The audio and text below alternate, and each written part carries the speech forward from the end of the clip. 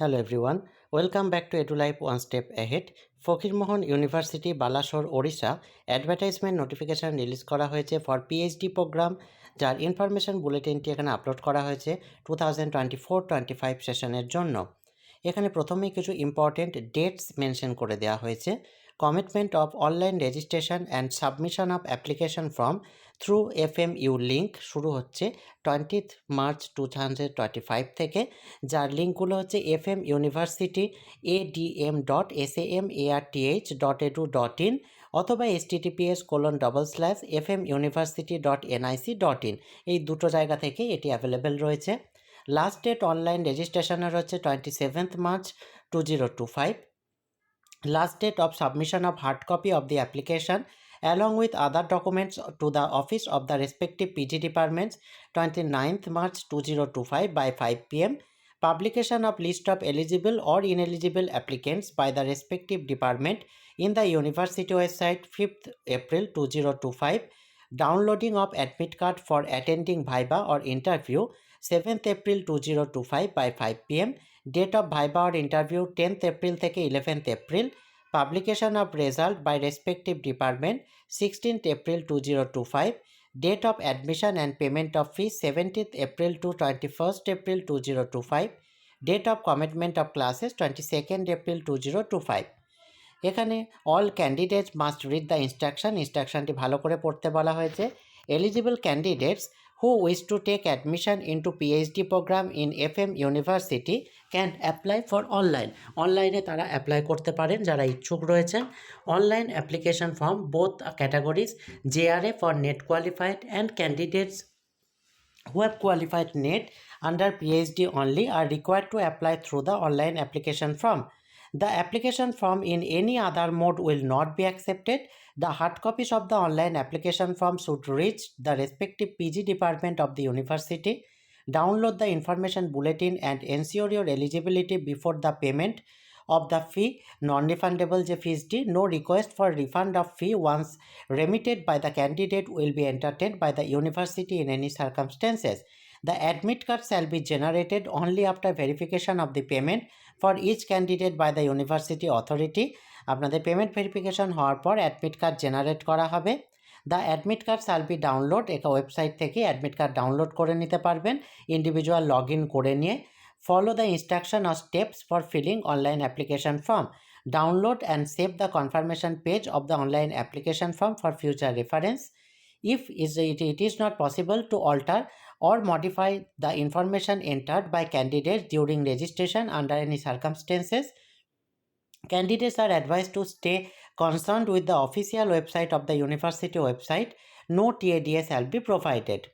Next এখানে ইউনিভার্সিটির সম্পর্কে কিছু বলা হয়েছে। ইউনিভার্সিটি এখানে ক্যাটাগরিজ অফ পিএইচডি প্রোগ্রাম দুভাবে, একটি হচ্ছে পিএইচডি ইন রেগুলার মোড, আরেকটি হচ্ছে পিএইচডি ইন এক্সিকিউটিভ মোড, যেটি এক্সিকিউটিভ পিএইচডি বলা হচ্ছে। এলিজিবিলিটি ক্রাইটেরিয়া প্রসঙ্গে বলা হয়েছে ফর রেগুলার মোডের জন্য তিনটি category. Category 1 national level fellowship or scholarship such as JRF. Category 2 NET conducted by UGC CSIR and GATE. Category 3 তে হচ্ছে NET in the category of admission to PhD program only and not for the awarded of JRF or appointment as assistant professor. Candidate who have completed 2-year or 4-semester master degree program after a 3-year bachelor degree or a 1-year or 2-semester master degree program after a 4-year or 8-semester bachelor degree program or a program or qualifications declared equivalent to the master degree by the corresponding statutory regulatory body with at least 55% marks. তবে 5% marks relaxation রয়েছে SC ST differently able ক্যান্ডিডেটদের জন্য। Next এখানে এমফিলের কথাও বলে দেওয়া হয়েছে, যারা MPhil qualify করেছেন 55% মার্কস নিয়ে তারাও অ্যাপ্লাই করতে পারবেন। ফর এক্সিকিউটিভ মোডের জন্য বলা হয়েছে candidates working in executive position such as director, manager, scientist etcetera in non-academic institution of national or international repute are eligible to apply for PhD in executive mode if they fulfill the following condition. নিম্নলিখিত কন্ডিশনগুলো fulfil করলে তারাও apply করতে পারবেন। এখানে তাদের সম্পর্কে বলা হয়েছে মাস্টার ডিগ্রি থাকতে হবে তাদের 55% মার্কস নিয়ে, এবং তার সাথে due relaxation shall be given to the applicant belonging to the reserve category as per the government of India rules. Experience প্রসঙ্গে বলা হয়েছে 5 years of post qualification experience for candidates holding master degree in relevant disciplines. তবে এই সমস্ত ক্যান্ডিডেটদের একটি no objection certificate issued করাতে হবে on a proper lettered form to the appropriate authority in the organisation or employing authority. Starting, it has no issues with the candidates for pursuing executive PhD and will grant leave to undertake coursework for in FM University. Next এখানে বলা হচ্ছে the candidate must be currently working in any of the following category of organisation having national or international reputation, private or government companies, research organization, ministries of central and state governments, defense or other ministries of the government of India or any other government organizations, established industrial research and development organizations, autonomous bodies and public undertaking excluding academic institution. এখানে selection procedure প্রসঙ্গে বলা হয়েছে for those candidates having GRA prior to 2024 the selection will be done based on personal interview only. For the candidate who had qualified for national level fellowship or scholarship in UGC NET or others and similar national level tests, the selection will be done based on interview only. For all candidates qualified through UGC NET, GATE, SET, exam level test in 2024 onwards for appointment as assistant professor and admission to PhD admission or to PhD only, the selection will be based on the performance in the NET or GATE examination and the interview with যাতে ওয়েটেজটা থাকবে 70-30. For the executive PhD candidate selection will be based on interview only. এখানে application process প্রসঙ্গে বলা হয়েছে eligible candidates who wish to apply for admission into PhD programme in the selected subject can register through the online registration portal. সেখানে register করতে হবে এবং একটি email ID phone number valid দিতে হবে যাতে ওটিপি যাবে এবং তার মাধ্যমে রেজিস্টার করাতে হবে। Applicant should keep ready scan copy, passport size photograph, signature, এগুলি জেপিজি ফাইলের রেডি করেই রাখবেন কারণ এগুলি প্রয়োজন হবে। এখানে স্টেপ বাই স্টেপ বলে দেওয়া হয়েছে এলিজিবিলিটি ক্রাইটেরিয়া কেয়ারফুলি পড়ে নেবেন কারণ একবার পেড করা হয়ে গেলে সেই টাকা কিন্তু রিফান্ডেবল নয়। Filling up online application form, registration করাতে হবে। নেক্সট হচ্ছে এখানে স্টেপ বাই স্টেপ দেখুন দেখিয়ে দিয়েছে কিভাবে করতে হবে। গিয়ে এখানে নিউ রেজিস্ট্রেশনে গিয়ে রেজিস্ট্রেশন করাতে হবে, এখানে রেড মার্ক দেওয়া রয়েছে। নেক্সট এখানে প্লিজ এন্টার ওটিপি, ইমেলে একটি ওটিপি আসবে, সেই ওটিপিটা এখানে পুট করবেন। নেক্সট ওখানে তারপর সাবমিট ওটিপি করবেন। নেক্সট এখানে লগ ইন করবেন, দেখুন রেড অ্যারো দেওয়া আছে, লগ ইন করে নিলেন। লগ ইন করার পর নেক্সট এখানে লগ ইন গিভিং এইরকম একটি email ID, register email ID এবং পাসওয়ার্ড এবং একটি ক্যাপচা দেবে, সেগুলো পুট করে লগ ইন করতে হবে। নেক্সট এখানে লগ ইন করার পর স্টেপ 1, 2, 3 বলে দেওয়া হয়েছে। নেক্সট এখানে সমস্ত কিছুগুলি ফিল আপ করতে হবে। এখানে photo, signature, income certificate etcetera সে ফাইলে করে জেপিজি ফাইলে করে সিলেক্ট করে এখানে করতে হবে এবং এখানে সাবমিট করে দিতে হবে। নেক্সট এখানে যেগুলি বলেছে যে সিলেক্ট দ্য প্রোগ্রাম, যে প্রোগ্রামে অ্যাপ্লাই করতে চান পিএইচডি সেই সাবজেক্ট অনুযায়ী সিলেক্ট করতে হবে। নেক্সট এখানে নেম, জেন্ডার, ক্যাটাগরি ইত্যাদি ডিটেলসগুলি দিতে হবে। নেক্সট এখানে পেড করার যে ব্যাপারটি সেই পেডটি করতে হবে।